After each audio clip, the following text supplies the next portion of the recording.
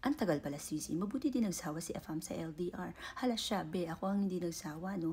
Dahil kung babae ang nagsawa na, wala na, ayawan na, di ba? Kasi story time to, no? Para sa, lalo na dun sa iba, na bago pa lang dito sa aking account, no? Hello sa inyo dyan, ha? Mga be, welcome. So yun nga, after 3 years, saka pa lang kami nag-meet in person. Kasi syempre, pandemic time, tapos yun nga, ang daming nangyari, no? Kaya, medyo natagalan talaga. And sakto, sa aming 3rd year anniversary, doon kami nagkita, no? Dahil technically, dumating siya ng Pinas, February 24. Pero midnight na yon. So, diba, natatakan yung passport niya, February 25. And yun yung aming 3rd year anniversary, no? Tapos, bago kami pumunta ng hotel, ayun, lumuhod-luhod na siya dyan and nag-propose na. And hindi naman ako totally talagang, expected ko na yun na magpo-propose siya. Kasi nga, diba, tinanong niya na, after a week na naging kami, tinanong niya yung aking ring size, no? So, diba? Kaya alam ko na mga pero syempre, iba pa rin yung feeling. Pag lumuhod na, at diba, nagtanong na ng dyan, will you marry me, something, whatever, no? Pero actually, nung time na yun, halos hindi mo na marinig kasi nakalutang ka na dun sa moment, no? Pero yun nga, para, tips to ha, para tumagal kayo sa LDR ni Afam, lalo na sa kanya, no? Kasi it always takes two to tango. Syempre, kung pareho kayong kakapit, 'di ba? Kapit lang tayo mga be. Kung pareho kayong kakapit, it will work out. No. Kasi kung kahit na gustong-gusto mo pa, kung yung Afam ayaw na, wala tayong magagawa doon. Kundi move on next na, no? Pero ito, based on my experience lang, no? I guess the thing that we did right in our relationship, first talaga, is we put God the center of our relationship, no? Bahala na kayo kung hindi kayo naniniwala sa ganong sistema, no? Pero yun nga, we always pray for each other, no? Kasi when you try to pray for each other, maririnig nyo talaga yung heart's desire ng bawat isa, no? And every time, pag nagpipray kami, pinagpipray namin yung isa't isa and our relationship, alam mo yun, mas yung yung damdamin nyo sa isa't isa, mas nabuboost. Feeling ko mas uplift yung spirit nyo both, no? Na especially if you're praying na maging mas patient pa kayo towards each other. Kasi syempre, no, pareho kaming July pinanganak, pareho kaming Cancer. So pareho kaming may arbuton. Mga ganun, no? So namu-work out naman siya every time. And yun nga, second, never let anyone have a say in your relationship. It's just you and your partner, no? Kasi kapag nakikinig kayo sa kung sino-sino, masisira at masisira ang relasyon nyo, no? Kasi ang mga opinion ng iba, hindi nyo kailangang bigyan ng pansin, eh. What's important is kung ano yung truth nyo, no? Yung sa relationship nyo and with each other. Kung alam mo yung pinanghahawakan mo, kung alam mo yung sinasabi sa'yo ng partner mo, well then hold on to that, no? Huwag ka na deadma sa mga sinasabi ng iba. And especially, no, third, never ever compare your relationship sa relasyon ng iba na, diba? Lalo sa akin doon eh. Yung mga nasa paligid ko, Grace, ano ba, Gracia, ang tagal yun na, hindi pa kayo nag-meet, no? Alam mo yung pandemic, pero atat-atat sila. Tapos, nung tapos na mag-pandemic, yung iba na nag-meet na sa mga relationship nila. And so what, diba? Kasi, diba, we have different timeline. So, marami mga nangyari sa buhay namin na iba naman sa pagyayari ng iba. Hindi naman to, diba? Hindi naman to one size fits all na porke nag-usap na kayo, diba? Kasi iba, lalo ng mga panahong yun, hello, pandemic nga kami, no? Kaya sa mga shout out sa mga nasa months pa lang na LDR, gigil na, no? Inip na, mga be, patagalan talaga ang LDR, patatagan to, no? So, kung medyo sobrang mainipin kayo, actually, kahit mainipin kayo, no? Like, ako nga, kung alam niyo yung story na after 3 days na nagchat kami, at ako tinawag ko na siya na scammer kasi nga ayaw niya, meron na kami, no, friends na kami sa Facebook and nag-uusap na kami sa Messenger after namin na nasa mag-meet sa Filipino Cupid, no, ayaw niya makipag-video call sa akin. So dahil atat ako at feeling ko, di ba, iba naman siya, poser lang siya na ganyan. So sinabihan ko siya na kaya siguro ayaw mo makipag-video call sa akin kasi scammer ka. So nagalit siya, no. But then yun nga, fourth na ba?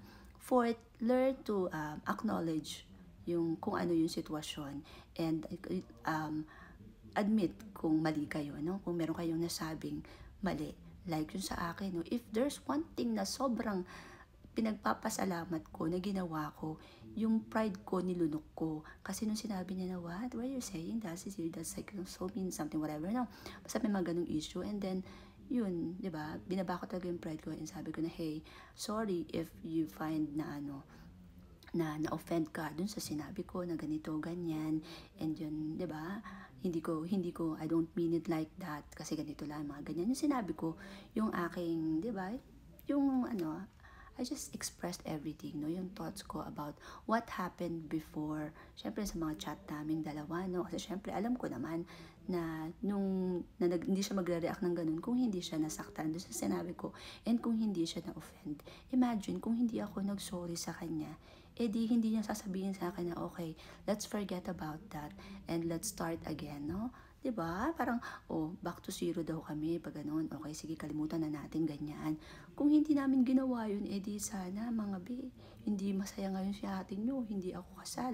Wala ako dito sa US, no? So pag sa mga ganun, let's learn to be to let go of our pride, no? Kasi yun talaga sa relasyon, huwag pa iiralin ang pride kasi wala namang nananalo Walang mananalo kung pride ang inyong pagaganahin, no? And then, yun nga, be his cheerleader, no? Ako sa relasyon naming dalawa, every time, kasi syempre, 'di ba? He's living alone, ang trabaho, tas bahay, tas kung minsan gumagala, tapos yung mga ibang friends niya malayo naman, no? And yung family niya medyo, 'di ba? Talagang dadayuhin mo pa. Pero syempre, may lungkot factor talaga sila. Iba yung lungkot nila, no? Never nating may experience ng ganun, especially for us na sanay tayo na magkakasama yung pamilya. Pag single ka, nakatira ka pa sa parents mo, So, yun, every time sinasabi niya, hey, thank you for, giving me all this laughter, mga ganyan, no? So, let's be each other's cheerleader, no? And support natin every time yung ating partner, lalo pag sa LDR, no? So, bigyan nyo siya ng reason na kausapin kayo. Like, every morning, no, looking forward siya na umaga, gabi, nakakausap ka, no, and at times, no, hindi mo na kailangang mag-demand.